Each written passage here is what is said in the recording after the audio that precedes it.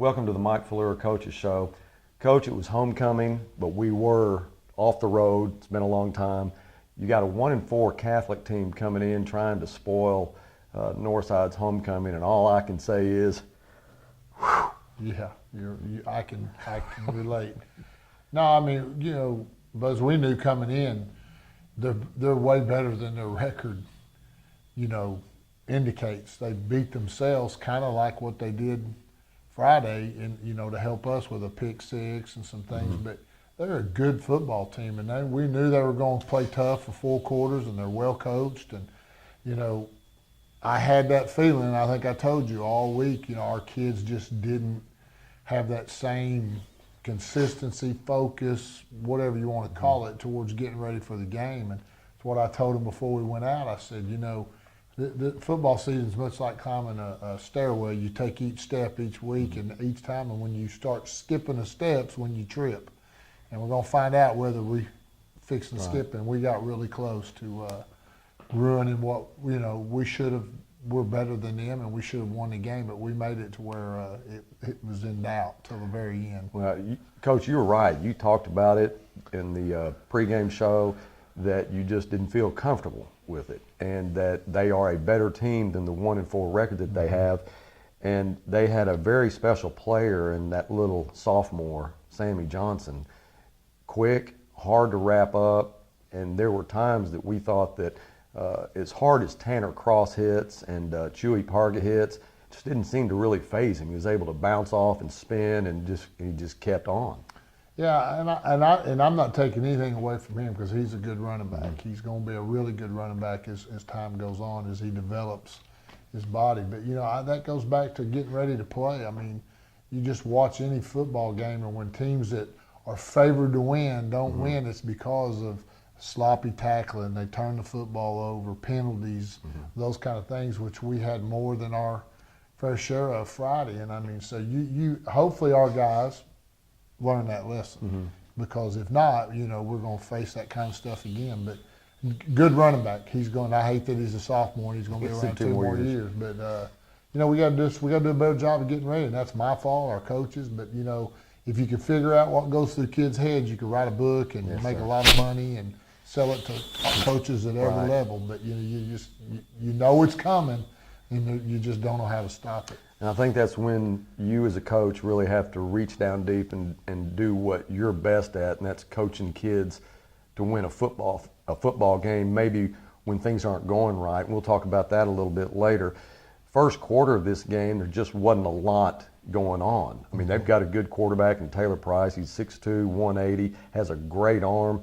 You can't just leave him alone and start concentrating on Sammy Johnson, because he can hurt you with his arm. And they were able to move the football in the air, on the ground.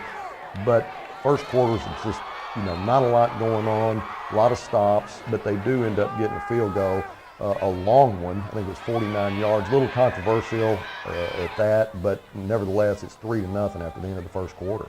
Right. You know, I go back to a key play on that drive. We've got them 3rd and 7 or 8, and we jump off sides. Again, not being ready to play type thing. So that allows that drive to continue, and they do get down, you know, close to our 30, I think, maybe even inside the 30 before we stop them. And they kick a field goal. And the controversial part of it is all of our kids reacted that it was no good, and when you look down there, the official was not in place to make the call, and he makes it running onto the field that it was a good kick. So, you know, that's one of those things where I will turn that into the officials, that hopefully they'll look at that and, you know, try to get that corrected. It doesn't happen again. Is there a camera in some position that can show? Well, there's 2 cameras, but it doesn't show whether it's good or not. I mean, you can just see you can see the official sprinting on the field, and he's about 10 to 12 yards away from even being able to see where it went over the goalpost. So, you know, that's one of those things, like you said, at the end of the day, it's 3-0. Right. Coach, just like I said, not a lot of offense, and getting 3 points, that kind of ended the stance that Northside had put up defensively of shutting people out. I think you go back 11 quarters before they had a score up to that point. So maybe a little pressure off the defense. I mean, I don't know if you look at it that way, but there's a lot of pressure on them, maybe not just to get stops, but to keep points off the board. So maybe a little pressure off of them at that point. Second quarter, they're able to get a field goal in the very beginning, so it makes it 6-0. Yeah, I think we threw an interception there that gave them Yes, great that's field right. position, and you know, on the interception, the receiver broke the route. Max had already thrown the ball, and so you know, nothing Max could do about that. Our receiver needs to stay with his route, but they pick it off, get in great field position. The defense comes out and does a great job and forces a field goal. So that's really a win for us. When we talk about the two field goals, first one, like you said, was controversial. The second one was good. One was 49 yards, one was 43. This kid's a junior. He's got a really, really strong leg, Coach. He's kicking his kickoffs in the end zone. And just the fact that they let him go out to try a 49-yarder let you know that he does have a leg. But Northside's defense is doing a good job keeping Taylor Price and Sammy Johnson in check, so you're just getting field goals. They kick off to us, it's a touchback. We get the ball on the 20-yard line, first play from scrimmage. Hunter Pendleton goes 80 yards untouched. Yeah, we had moved the ball the first two times we'd had it. We just, again, mistakes stopping us, and them being all the things they do on defense, you know, but we caught them in a slant where we blocked everybody just right, and Hunter hit it right up the middle and goes 80 yards to score, and then we get in our swinging gate deal. We don't feel like they're lined up right, and we run the option part of it and get the two, so we're back on top 8-6. Good job by Deuce getting that ball in the end zone. Yeah, we waited a little too long to pitch it. You know, that's what I told Max when he came off the field. We got to attack them more and make them make a decision, because they only had one guy, and he ended up playing both of us. So we got to do a better job of that. Well, just like that, Northside's got the lead, 8-6. We kick off, and they start their drive. 3 plays later, you get an interception from Robert Wilkerson. I think he takes it 45 yards to the house. Yep, and that's what's hurt Little Rock Catholic. They did it the week before against Bryant. They threw 2 pick sixes, so they threw this one, which is a great play by Robert. We get in the end zone, kick the extra point, and now you think, okay, we've played ourselves out of it. We've got a little momentum. Our kids are going to wake up, and then I'm going to let you talk about what happens next. Well, Coach, it's you're right. You start feeling comfortable, and you think, well, now Northside's on track. Yep. You got a 15-6 lead. You kick it off. First play from scrimmage, Sammy Johnson goes 25 yards. 75 from the 25. That's right. I missed a few days in math right here at this school, that's Coach. Fine. No, he does. We missed a tackle right at the line of scrimmage, and we missed a second tackle in the secondary, and you know, he takes off, and Deuce is chasing him, and that's one of the things that, you know, we work on that deal where you last chance, we call it swipe the ankle, you know, which Deuce didn't try. I mean, he should have just dove and tried to swipe the ankle and get him down, but he does what a lot of guys do and just followed him in the end zone. Mm-hmm. But 75-yard run, and where you thought things were going to get going, boom, here we are right back to where we started. Well, they kick the extra point, make it 15-13. Now it's a football game again. Mm-hmm. Kind of trade off a little bit. The thing about it, all this happened in such a short period of time. You're talking about 2 minutes, and you have 3 scores. It was exciting, Coach. You get down to the end of the third or second quarter, and you're driving. You have a great run by Jamarlin Jones. He gets the ball down to, I think, the 10-yard line, and then we stall out and have to kick a field goal with 8 seconds left in the half. Well, I mean, again, it goes back to we're actually on the 2 or 3. After a penalty, they line up all sides, I believe, and then we run what we call a little lead play. We get a hold penalty, moves us back. So instead of being on the 1-yard line with 40-something seconds to go, we're back on the 10. And we run a little reverse pass that we worked on that we saw Arkansas do, and we take a little too long to throw it, and we've got our young linemen running down the field instead of staying on the line of scrimmage. So we score. And that's called back, penalty, lineman downfield. So now we're back out at the 20. Well, we throw the fade right to Byron McGrew. Hits him right in the hands, and we don't make the play. Again, that comes back to getting yourself ready to play. Right. And we weren't as ready as we should have been. So now we end up having to kick a field goal, which thank goodness we made. Right. So we missed 2 in this game too. So that puts us up 18-13, going into half. Coach, we talked about kicking game and how important he's been, to this team. He did have an off night, and it wasn't just his place kicking, but his punting.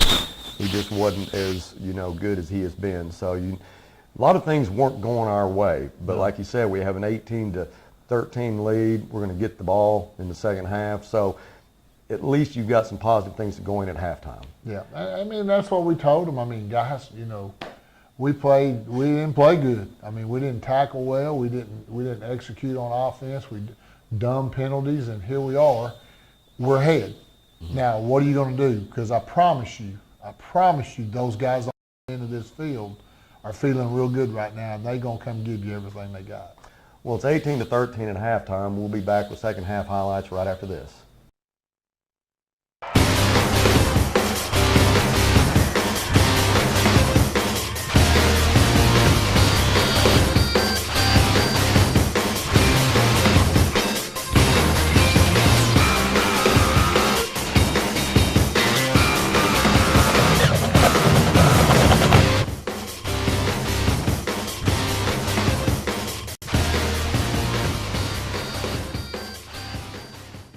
Welcome back to the Coach Falleur Show. Coach, it's 18-13. You get the ball, get the kickoff in the third quarter. Kind of just trade series. Nothing really goes on in the third quarter as far as scoring goes.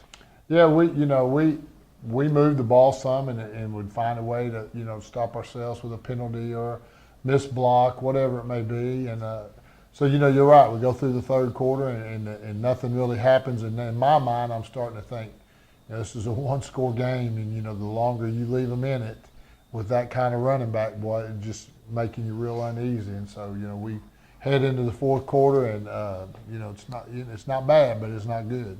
Well, the way this game went, first quarter not a lot of scoring, second quarter a lot of scoring quick, third quarter not a lot. And I'm sure that, like you said at halftime, you talked to them about these guys they're going to be ready to play. Yeah. You don't take your eye off the ball because they're going to hit it. You get all the way down to 5 minutes and 50 seconds left in the fourth quarter, and Sammy Johnson takes it in from 16 yards.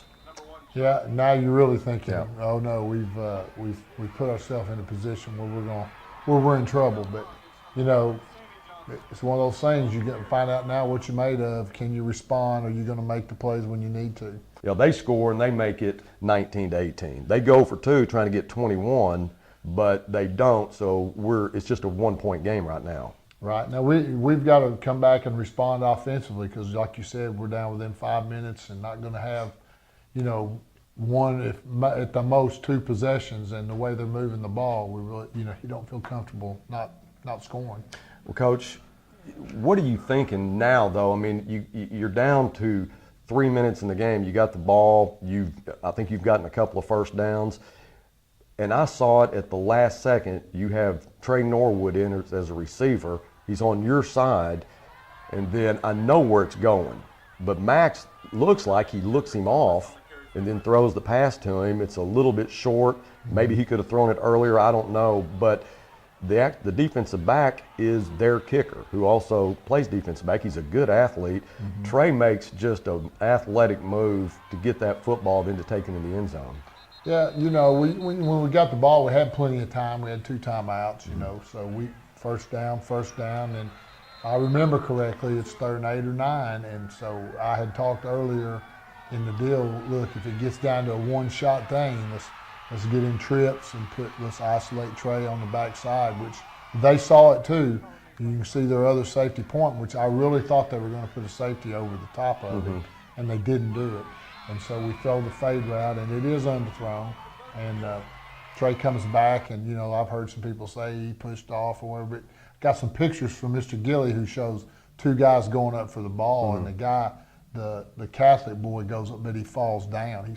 And so Trey just goes over the top and catches the ball, and he's on the ground, and so Trey takes it in to score, which, call it luck, you can call it whatever you want, but you make your own luck, and right. that was what we were trying to do. And so now we put ourselves back up 24-19. And Coach, you end up going for 2, and this is a big 2 points. Yep. And just a great setup. No faking about it. You're going for 2 on this one. No swinging gate. You end up getting a pass to Kedrick for the 2 points. Yeah, you looked at it, got a 5-point lead, and if they score a touchdown, you beat. Well, if we can get to 2, now we make them make a decision. Do they kick the extra point and go to overtime, or are they going to go for 2 to try to win it? So good job by Max, good job for the protection, and good job by Kedrick making a catch on a low ball. Well, Coach, now you got a 26-19 lead, but you got to kick off. I think probably what's going through your mind is I like the score, but I'd like to run a little more time off that clock. I mean, they've got 3 minutes, and it doesn't take them long. No. And they have a big run. They get the ball down to the 9-yard line, 1st and goal, and now it's gut check time. Yeah. It all starts with the kickoff. First thing I told Chewy was kick it in the end zone. Right. Chewy's not having a great day. I think he kicks it to the 1. Right. And so they return it, and we miss 5 tackles that would have had the ball inside the 30, the first 2 on the 20. So we missed those tackles, and they end up getting it close to midfield, and which I knew right then this is going to come down to making a play at the end to win the game. And sure enough, there they go, right down the field and down, like you said, on the 9-yard line. And thank goodness we make 2 plays in a row to stop it. One was a running play, which they had hurt us with the number 1 at quarterback doing the wildcat, and then the last one was a rollout pass. And we got great pressure on him, and the defensive backs, great job of staying with their people and not coming off, because that's normally what happens when a guy starts rolling and biding for time. Somebody gets whatever, and here they come, and then they're open. But they did a great job staying with their people. Well, you're exactly right. Robert Wilkerson was really applying a lot of pressure on Taylor Price, and he was running out of room, and that's usually when somebody does get open, like you say. Matthew Jackson did a great job staying in coverage. The pass was a little bit weak, but he batted it down.